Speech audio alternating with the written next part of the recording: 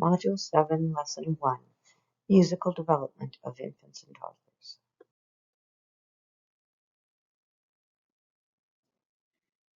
Newborns are not completely helpless. They're born with many reflexes that help them to move around and get help from caregivers. Newborns can cry, they can sleep, they can look, they can listen, they can turn their heads and move their limbs. By 2 to 4 months, they're developing stability so that they can hold their head steady and push up on their arms when lying on their stomachs. They're also starting to coordinate their limb movement and use their hands more to hold objects. By 4 to 8 months, they're learning to manipulate objects, holding, shaking, dropping, passing things from hand to hand, banging things, etc. By 8 to 12 months, they're developing locomotor skills. They start by rolling, perhaps pulling themselves into an army crawl, and eventually crawling and walking. Of course, all children are different and might get around differently. Some never do crawl on their hands and knees, but generally all find some way to get around. By 12 to 18 months, infants are exploring the world, becoming more autonomous. They're doing more on their own, like playing, eating with a spoon, walking, climbing, etc.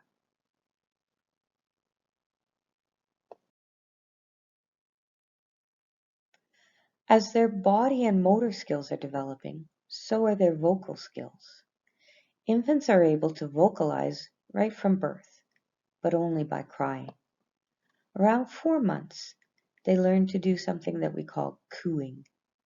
Cooing is a baby passing air through their vocal cords with an open mouth. This is equivalent to the vowel sounds in adults, so like ah. But of course, babies sound different than adults. Somewhere between 6 and 8 months, babies start to babble. Babbling involves making a consonant sound with a vowel sound, like ba, da, di, ma, ga. Most babies repeat the sound in a string, like ba ba ba ba ba ba ba. So we call this reduplicative babbling because the sound is duplicated over and over. Between 10 and 12 months, the babbling sounds change and become less duplicative and more varied. The sounds are more like speech and have a lot of vocal intonation. We call this echolalic babbling because the sounds echo or sound like language. The baby might say,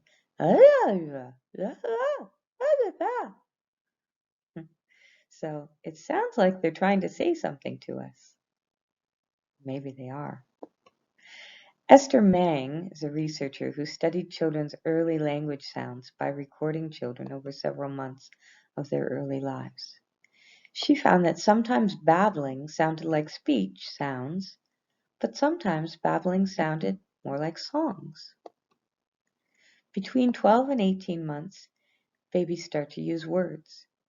At first, they may only have a few words that are recognizable, but eventually the number of words that they say starts to increase quite rapidly.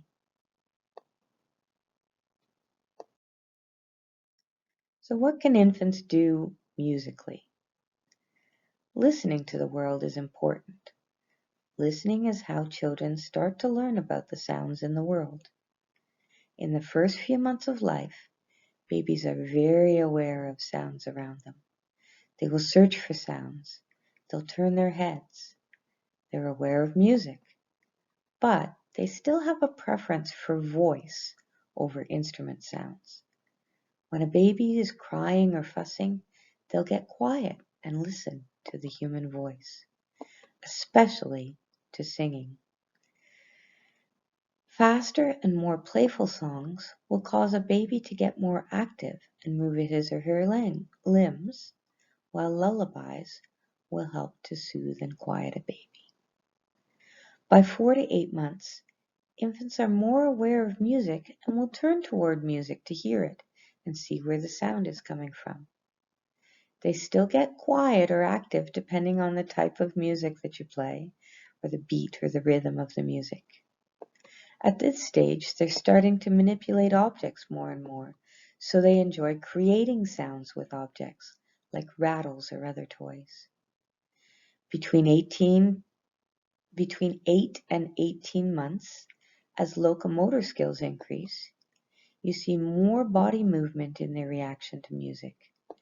They may express preferences by getting excited when they hear specific tunes or voices. They can now rock or sway their hips to familiar tunes, but not necessarily in rhythm with the beat of the music. Not only is listening important, but exploring their ability to make sounds is also crucial to the development of musical and vocal skills. In the first 4 months, not only do they listen to sounds, but they take turns vocalizing. The baby will cry and then get quiet to listen, or coo and then listen to the caregiver. This is the beginning of our ability to take turns in conversation, and it starts right from birth. 4 to 8-month-olds also enjoy creating sounds with objects. They will often repeat behaviors that create sounds like banging an object, shaking a rattle, or dropping something on the floor. In the later months of the infancy period, as mentioned in the previous slide, babies begin to use more intonation in their vocalization, and their babbling can sound like singing. They will also begin to imitate simple songs in the later stages of infancy when they are adding new words to their vocabulary. Toddlers are quickly becoming independent little people. They are trying out new skills and trying to do more and more without the caregiver. They play with a wider variety of toys and materials. They especially love sensory material like water, sand, paint, food, etc. They are improving in fine motor coordination and so are able to do more things like feeding themselves, playing with small objects, stacking blocks, etc. They're also developing greater stability and control in gross motor movements, so they're learning to climb more confidently, including stairs. They start to jump and hop, as well as walk sideways and backwards, kick and throw balls. Socially, most young toddlers have not have not learned to play cooperatively with other children much. They mostly still play in solitude or in parallel with other children nearby. They still really like functional types of play, like rolling cars, chasing balls, building with blocks, watching things pop up or make noise, rather than the pretend kind of play or playing make-believe that older children do. However, they're starting to understand and pretend with some toys, like baby dolls and dramatic play accessories. So you will see the beginnings of imaginary play in this toddler stage. The toddler stage is a stage of dramatic change in language. At 18 months, they may have just 10 to 20 single words that they use. However, starting around 18 months, they might start adding 3 or more new words every day, so their vocabulary increases quite rapidly.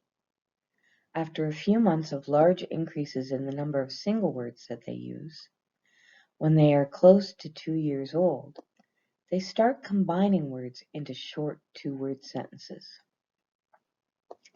These 2-word sentences are made up of mostly singular nouns, without any plurals, and uninflected verbs.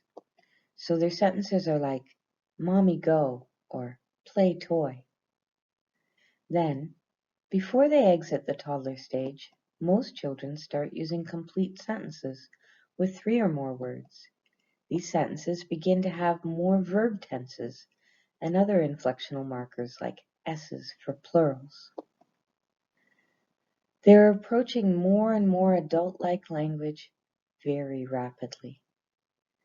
Now, instead of saying play toy, the child says playing toys or I'm playing toys.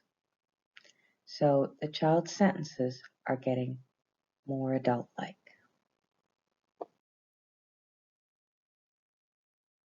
In the 18 to 24-month-old period, children's exploration of sound increases and singing begins. If language skills are developed, you may hear children begin to sing or hum familiar tunes on their own. Children of this age may attempt to join in with familiar songs. Even if there are no formal musical instruments around, young toddlers love to make musical sounds with any objects they can find. They will shake shakers or bang on tables with toys just to hear the percussive sound that they can make. These young toddlers will also sway or bounce to the rhythm of songs. In the later parts of the toddler years, children's movements start to look more like dance. They begin by bending knees and bouncing, but they also start turning circles, swaying, swinging their arms, nodding their head. They show an increased ability to keep time and follow directions. Their interest in instruments increases, and they can use simple instruments more rhythmically toward the end of the toddler period.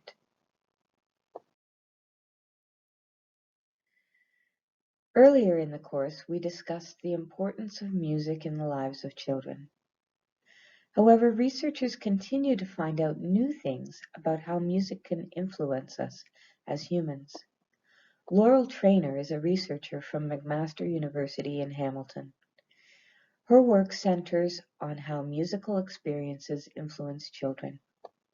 In one series of studies that she did with her colleagues, they investigated how music leads to social bonding. What they did was they had a 14-month-old come into the laboratory with a parent to participate in the study. There were 2 assistants conducting the study.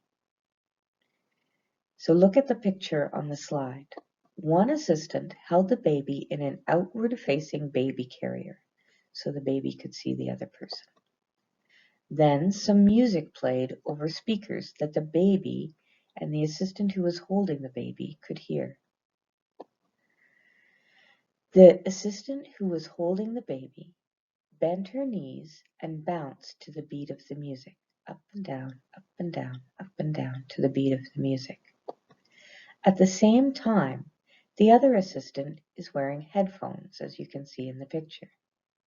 She either hears the same music as the baby is hearing over the speakers in the room, or she's hearing music with a different beat. That assistant also bends her knees to bounce to the beat of the music that she is hearing in the headphones. So, if she's hearing the same music as the baby, she's bouncing in sync with the baby. They're both bouncing up and down at the same time. If she's hearing different music in her headphones, and it has a different beat, then she bounces to that beat, and we call that asynchronous, because it's not at the same time as the baby. So the assistants just listened to music and bounced for several minutes while the baby is being held. Nothing else happens while the baby's held in the carrier. Then the experiment moves to the second part of the procedure. The baby is removed from the baby carrier and allowed to stand and walk where he or she wants in the room. And that first assistant who had been holding the baby leaves the room. The second assistant is the only one left in the room with the baby, the one who had been wearing the headphones. She does a task. One example of a task that she does is she sits at a table and begins to write on some paper. And then she drops something on the floor, in this case, her pen. Then she waits to see if the baby would help to pick her up. If the baby didn't pick it up right away, the experimenter would point at it and then look at the baby. If the baby still didn't pick it up for her, she pointed at it and said, "Help me," and looked at the baby. What they found from this study was that babies who bounced synchronously with the same beat with the experimenter were much more likely to help her than babies who were bouncing out of sync because they heard different music. I find this a fascinating study. Just a few minutes of listening to music with someone and bouncing along with the beat can somehow make a child feel more comfortable with that person, comfortable enough to approach them and help them out. This is just one example of some research that helps us to learn about how music affects us as developing human beings. Go to Lesson 2 to learn about ways that you can lead infants and toddlers in their exploration of music.